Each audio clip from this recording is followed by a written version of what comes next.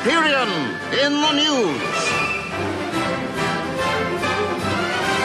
December 21st, 1937.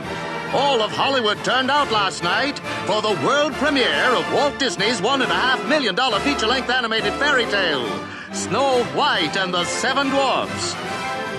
Hollywood's landmark Carthay Circle Theater was transformed into a Disney-style wonderland.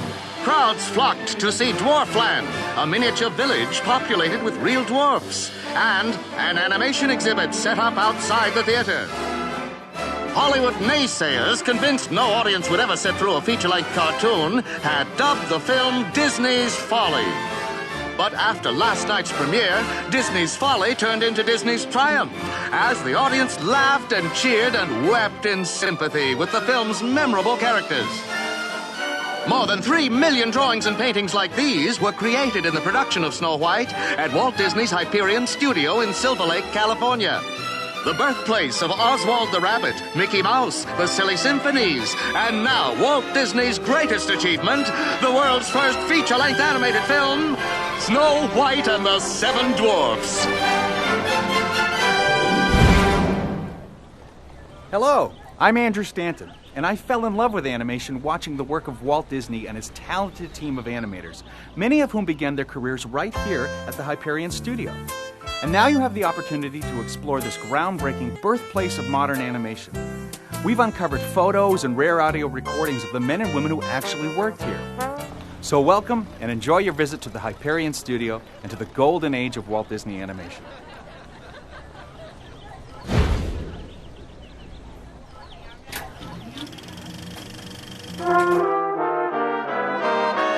When the place was very small and growing, everybody had close personal contact with each other. There was so much laughing and clowning and noises of people horsing around there that I had an idea this was a real funny place to work because it didn't sound as though anybody was doing much work. And I couldn't figure out how a business could be run with people who would be just having that big a picnic. Walt was the kind of person who did not want you to just slavishly work. He wanted you to work creatively. He didn't care, in my own case, whether I sat in my chair 8 hours each day or if I roamed around the studio talking to my friends. The point was, did I get my work done and did I do it well? And that was how he judged all the rest of it. As a result, there was not a strict discipline. We were rather encouraged to go around and talk with each other and to contribute our ideas to what the other fellow was doing and to seek out his ideas in what we were doing. And this, of course, was the thing that made it such a thrilling. And this was the thing that knit us together into a tight brotherhood. We were just like one big family. We could take time to play around a little bit. And everyone knew everyone else, and it was a real good feeling. When I went to work at the studio, Walt was just like one of the kids. After all, he was only 5 or 6 years older than I was. He was a lot of fun.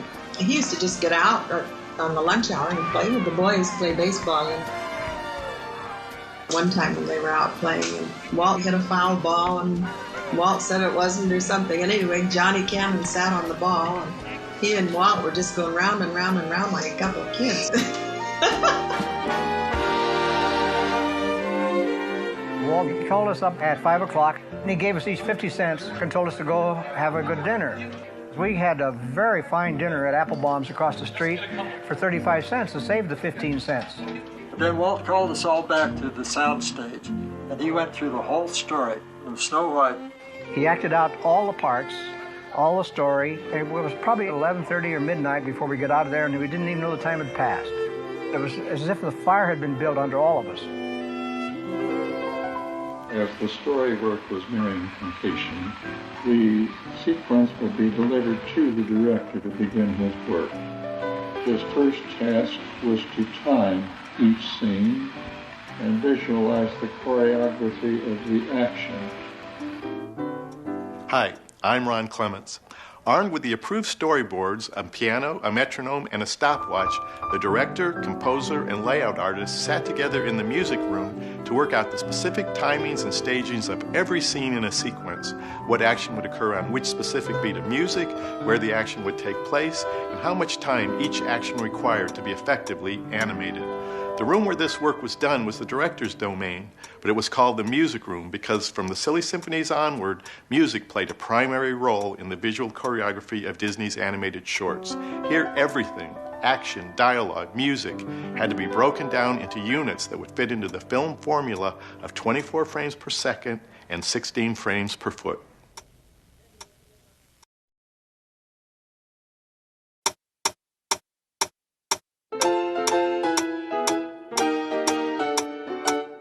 The director had to plan the whole picture, second by second, half second by half second.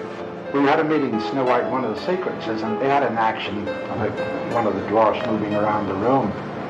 And he had to work to a certain length, 30 seconds for this particular action.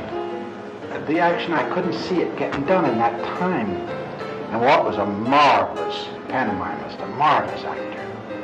And I said, because we always deferred to Walt, I said, Walt, I can't do it in that time, or the animator can't do it in that time. And I said to him, Walt, do it once more for me, will you please? Oh, sure. And he didn't know it, but I had a stopwatch in my pocket, a dirty trick. And he got all through and he says, there, you see, 30 seconds. And I looked at my watch, I said, that was 55 seconds, Walt. I learned a lesson. He had an eyebrow that went up and helped to part his hair. And it went up, and the other one went down. And he had a very distasteful frown, and he looked at me, and he just turned and went out of the room.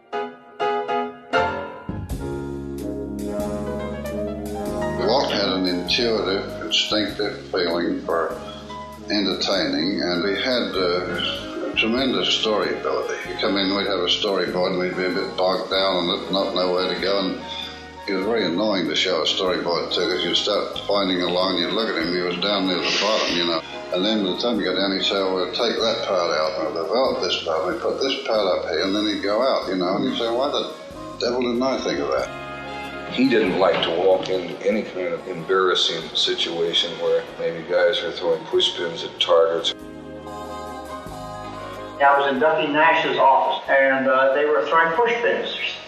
And they learned a certain way to hold the push pin. They could rifle it toward the storyboard, and they'd usually get it to stick somewhere. And they had a target on the storyboard. The door opened. In came Walt. And everybody quit. So what are you fellas doing? And he picked up a pin, and he had it all wrong. He had it just on the end, like that. It flipped like that. When the end over and right to bullseye. Right smack. They said, let that be a lesson. And they turned on and walked out.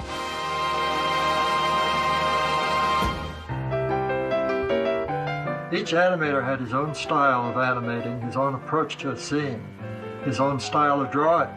There was a section of Snow White where they'd given some very important footage on the dwarfs to a lesser man, and it just killed me. I said, I'll come back nights and redo it. And one time Milt Cole did that with a section that he was so upset about, and he came back nights and weekends.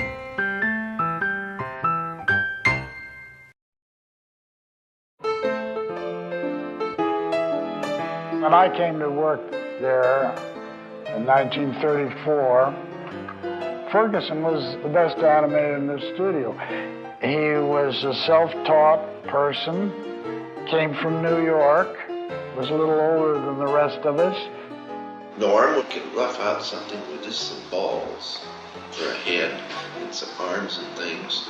And man, you saw that thing and it was rougher than anybody's stuff. Gee, it made statements all the way.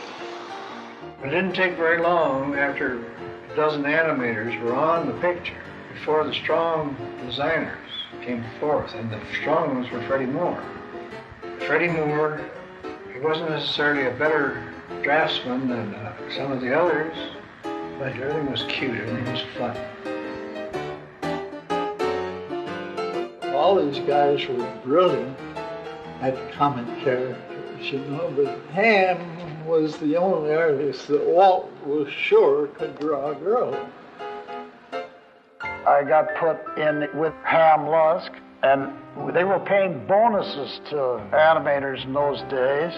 And Ham got this idea that if he didn't have to make any of the corrections after Walt saw the picture, he could make more money that way. So he gave me the secretary's notes of what was to be fixed with his animation, and that's how I started doing all of his corrections, which he made a lot of money with, but I was learning the business. And finally Christmas rolled around, and Ham Lusk presented me with a Christmas present, a set of golf clubs, and I hated that game.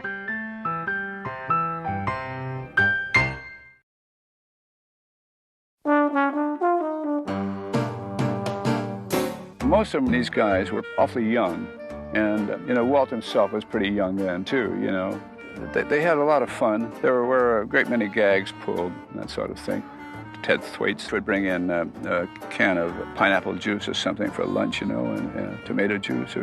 And these guys, they'd buy a can of sweet potatoes or something like that, and they'd switch labels on him, and he'd open a can of pineapple juice and be sweet potatoes or something, and he just couldn't get over it, It took him quite a while before he realized that he was being put upon. They'd be playing pranks, like they'd rig a cup of water up on the top of the door so that when the guy came in, it tilted in and spilled on him, Milt was the type of a guy to pick on. He got an old can of sardines.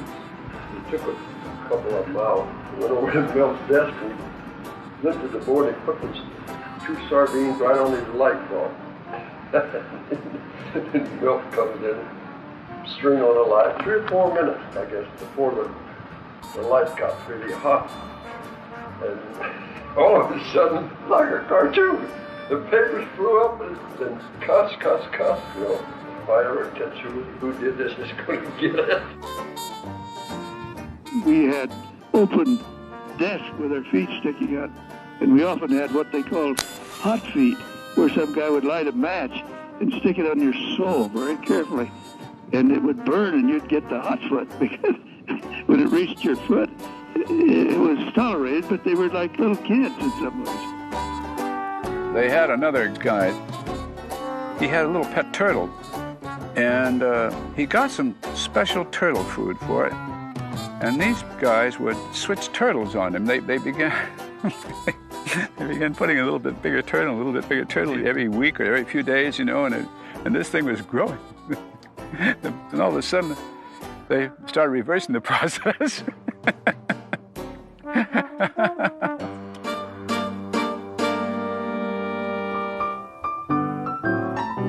We had never done anything based on real people before.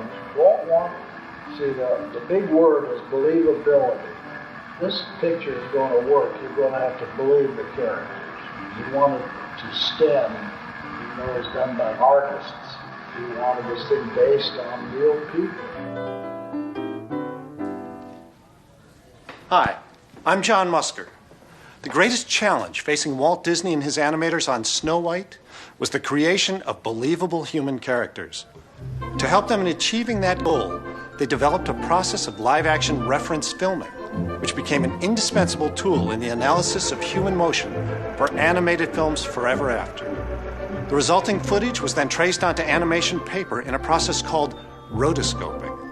But Walt and his artists soon discovered that merely tracing a human's actions did not necessarily result in a believable image on screen. Each animator developed his own way of utilizing the live-action reference footage to create the memorable characters in Snow White.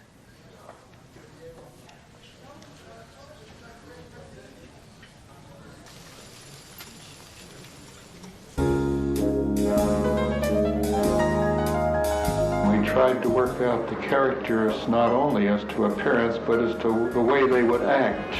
Different ones around the studio would get up and act things out with the storyboards, and ones who would strike Walt's fancy, he'd say, well, why don't you do what happens in a few of these scenes, and we'll take a picture of it.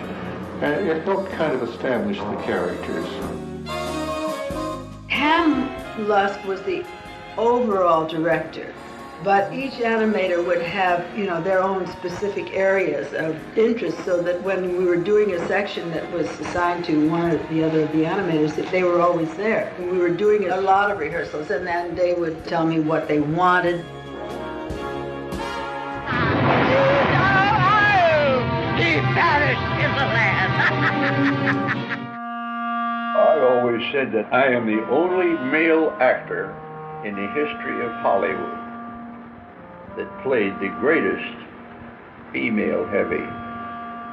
They had this scaffolding built like a mountain, and I had to climb that thing at least 20 times. And it was very exhausting to get the action exactly the way they wanted it. I go into the men's toilet with this outfit on, and Walt Disney's brother, Roy, he came in, he says, "Hey, you belong next door." I mean, in the ladies' room.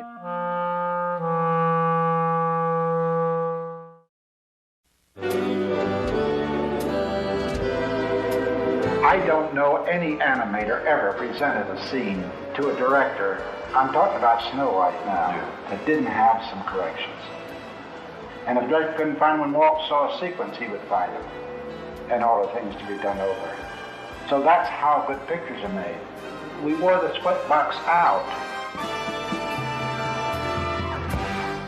Hi, I'm Eric Goldberg. One of the secrets to Walt Disney's excellence in animation was a rigorous system of screening and approval for every element of an animated story, from story reels to rough animation to color tests to final product. In the early days of Hyperion, work in progress was screened in a closet-sized room with no windows or ventilation, with Walt and his animators gathered around a moviola, running the film backwards and forwards, studying and critiquing every frame. This room earned the name Sweatbox, because not only was it hot inside, but the animators would sweat nervously in anticipation of Walt's critique. As time went on, Disney built larger screening rooms for this purpose, but the name Sweatbox remained. Even to this day, we Sweatbox works in progress. Walt used to sit in on all the sweat boxes. We'd be in there for hours. Dave Hand, who was the director, and Freddie Moore and myself and whoever was taking the notes. And Walt would go over every scene, say, the trouble is the finger's too big there, Freddie. That's it, the finger's too big. Run it again. You look at it again, drive Fred more crazy. I know, Walt, the finger's too big. But he'd just keep running over every scene. He wanted everything to be perfect. Dick Humor used to come out of Sweatbox mumbling, "These doggone directors, you do a nice job of animation, they want the thing changed. You go into Sweatbox with a bunch of animators and you can't win. You just can't win." Dick got to directing 2 pictures.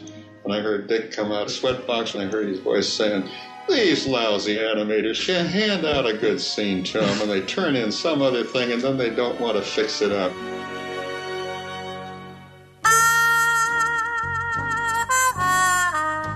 I actually started working at the studio in February in 1930. Just a handful of girls and a handful of animators. And in fact, a lot of the animators were just on the other side of a partial partition. It was open underneath. Nights when the bosses were gone, we'd shoot ollie kits back and forth at each other and stuff. Just kids. After all, most of us were 19, 20. A lot of fun we used to have.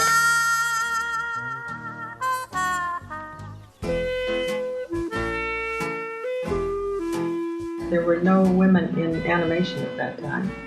And they used to say that there never would be any women animators because the men couldn't be as free in the gag meetings. Women started out as painters. And after you learned that, then if you could ink, you went into inking. But inking was something you really had to learn to do. Now, learning to control the pen on the cells was hard to do, and Walt demanded shaded lines in his inking, which made it even harder. For instance, if you're going around a curve, part of it would be heavy and part of it would taper out to a thin line, and it was left pretty much to the inker's judgment. And I suppose that's one of the things that made his cartoons better than others. Attention to those details. We just inked and inked and inked. And many's the time we used to ink straight around the clock. Well, on Snow White. You know, they got back to themselves, and she looked anemic. There was no color in her cheeks. And so they tried painting color on there, well, it looked like a clown. And one of the girls said, Walt, the girls couldn't we put little ribs on their cheeks? And what do you mean? So she took out her handy up, and little ribs on there. Walt said, yeah, well, how are you going to get in the same place every day? And the girl said, well, of course we could. Very indignant. And every girl in the place backed her up, and she said, gee. And they just knew where it ought to be. And here's this lovely little kid on there.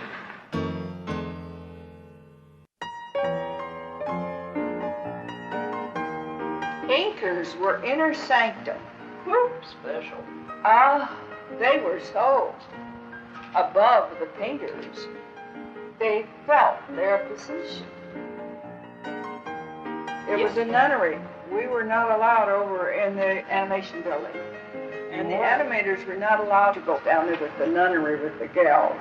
And the only man that came through us was the traffic ward. And he went so fast that all our papers would go flutter like this as he went past.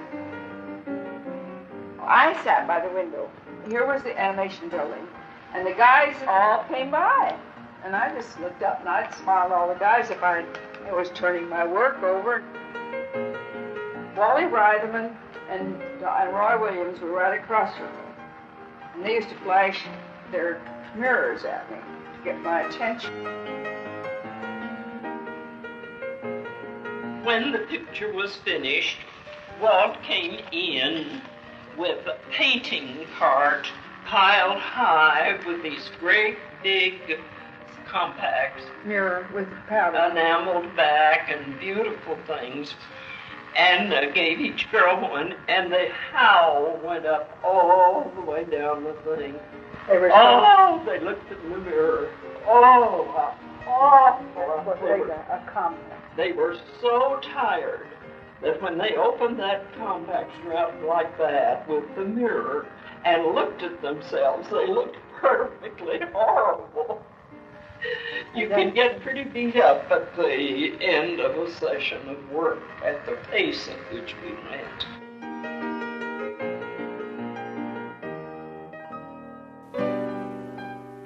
The old mill was supposed to be a test of the multiplane to see if it worked. The multiplane camera itself had all kinds of bugs in it. It had to be worked out. By the time they got the bugs worked out on the multiplane camera, they had multiplane scenes for Snow White to shoot, and they got it busy on those first.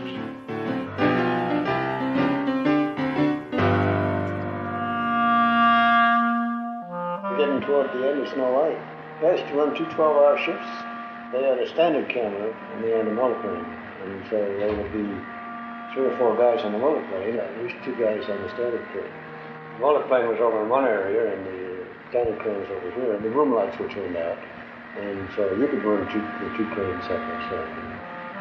There was an operator for every level, changing cells or making the moves. In a number of instances, we'd get halfway through a very difficult scene, and boom, one of the levels would lose one of its lights. And it could happen right in the middle of an exposure. A scene where we had been moving constantly from beginning to end, which would mean that the whole scene was wiped out. We have to go back and start all over again. First Pierce was a young engineering genius who came from Caltech. When we opened up the multiplane, we were going to have a big show for Walt. We had $20,000 Cook lens. It's an inset lens and turned screw. And so Firth got up there with this lens, and we were setting this whole thing up to show how it was working.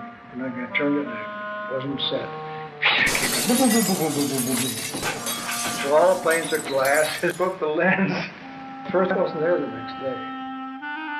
One time when I was animating in effects, I couldn't figure out how camera was going to shoot a certain thing. And all of a sudden it occurred to me that if they had a little bar and there were calibrations on it and pegs, we could do this. And so I just went over to the machine shop, talked to the head guy there. He made it up. This is the one thing that the Disney studio had They trusted any guy there with an idea, and that made it fun working there.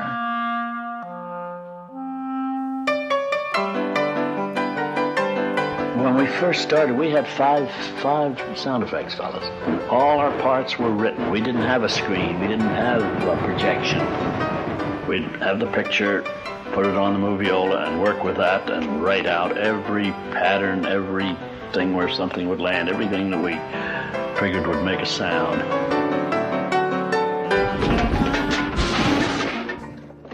When I came to the studio, they had no sound effects department. I said, well, I don't know anything about sound effects.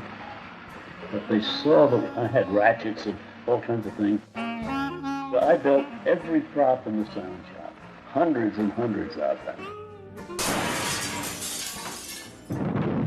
I was working on a rain machine. It had the best sound for rain you ever heard.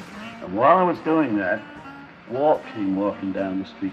He said, what are you doing? I said, well, I think this is going to sound like rain, Walt. He said, well, let me hear it. So I said, I'll be through with this in about a week. He says, give me a call and I'll come down to sound stage. So he did. In his quiet way, he listened to it and said, yeah, all right, and left. About 2 weeks later, I had a call to go up to his office, and I thought, geez, what's going to happen? You know, the great man, I'm a kid, I'm in my 20s. And I got a raise from $40 to $100 a week. Jeez, I had more damn money than I knew what to do with.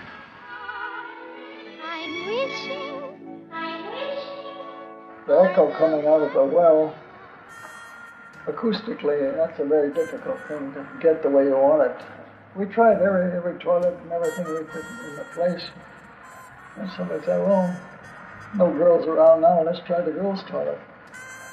We take that original I'm Wishing and shoot it through a loudspeaker in the girls' toilet, pick it up with a microphone. It was very reverberant in there. That worked beautifully.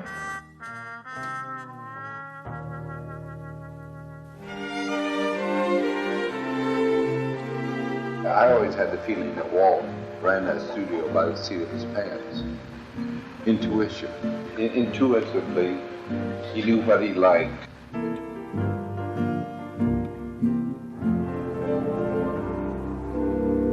If I had worked a little bit late, I would hear Walt would hand him around in the direction of me and maybe run a movie along. Flip for a few drawings or something. I always accused him of coming in at night and looking around seeing what was going on, so he'd be ready for us the next day.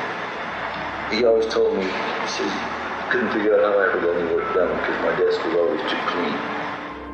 We would gag, and then we wouldn't like them ourselves, so we'd sprinkle them up some of the wastebaskets. Now, Walt would come in at night after we all went home, and he would go through those wastebaskets. The next morning, we'd come in to work, and there'd be a bunch of wadded drawings. You know, they straightened out, but they had wrinkles in them. Pinned up on the storyboard. Use this, it's a good gag.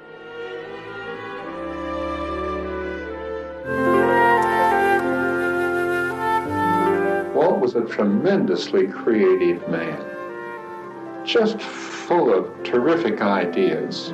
And when he got ideas, he visualized the whole thing 100%. He didn't get lost in details. He could see the whole forest and he could see each individual tree at the same time.